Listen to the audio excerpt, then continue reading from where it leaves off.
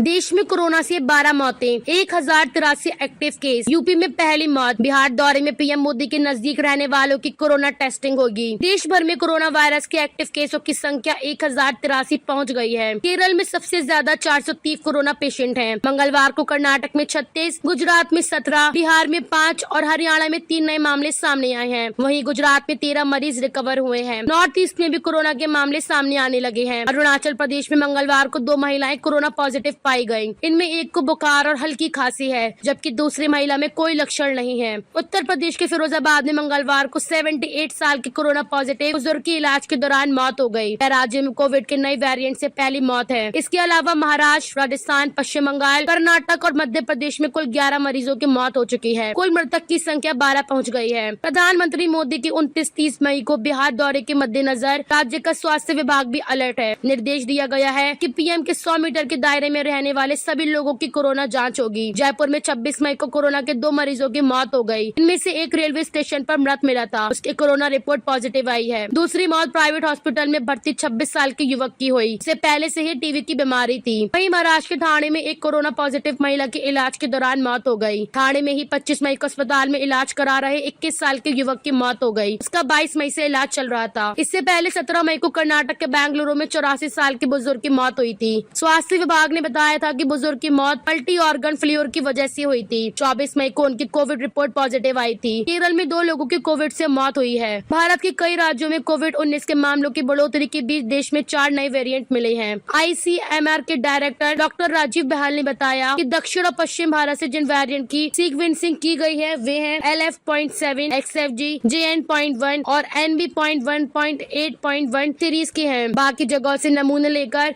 Sequencing की जा रही है ताकि नई वेरिएंट की जांच की जा सके। मामले बहुत गंभीर नहीं है और लोगों को चिंता नहीं करनी चाहिए, बस सतर्क रहना चाहिए। वर्ल्ड हेल्थ ऑर्गेनाइजेशन ने भी ये चिंताजनक नहीं माना है। हालांकि निगरानी में रखे गए वेरिएंट के रूप में कैटेगराइज किया गया है। चीन सहित एशिया के दूसरे देशों में कोविड के बढ़ते मामलों में यही वेरिएंट दिख रहे हैं। NB.1.8.1 के A435S, V445H और T478I जैसे स्पाइक प्रोटीन म्यूटेशन अन्य वेरिएंट की तुलना में तेजी से फैलते हैं। इन पर कोविड के खिलाफ बनी इम्यूनिटी का भी असर नहीं होता। भारत में कोविड का JN.1 वेरिएंट सबसे आम है। टेस्टिंग में आधे से ज्यादा सैंपल ये है। इसके बाद BA.2.1 और ओमिक्रॉन सब लाइनेज वेरिएंट के मामले भी मिलते हैं। JN.1 ओमिक्रॉन के BA.2.86 का एक स्ट्रेन है। इसे अगस्त 2023 में पहली बार देखा गया था। दिसंबर 2023 में WHO ने इसे वेरिएंट ऑफ इंटरेस्ट घोषित किया। इसमें करीब 30 म्यूटेशंस हैं जो इम्यूनिटी कमजोर करते हैं। अमेरिका के जॉन्स हॉपकिंस यूनिवर्सिटी के अनुसार JN.1 अन्य वेरिएंट की तुलना में ज्यादा आसानी से फैलता है, लेकिन यह बहुत गंभीर नहीं है। दुनिया के कई हिस्सों में यह सबसे आम वेरिएंट बना हुआ है। JN.1 वेरिएंट के लक्षण कुछ दिनों से लेकर हफ्तों तक रह सकते हैं। अगर आपके लक्षण लंबे समय तक बने रहते हैं तो हो सकता है कि आपको लंबे समय तक रहने वाला कोविड हो। यह एक ऐसी स्थिति है जिसमें कोविड-19 के कुछ लक्षण ठीक होने के बाद भी बने रहते हैं।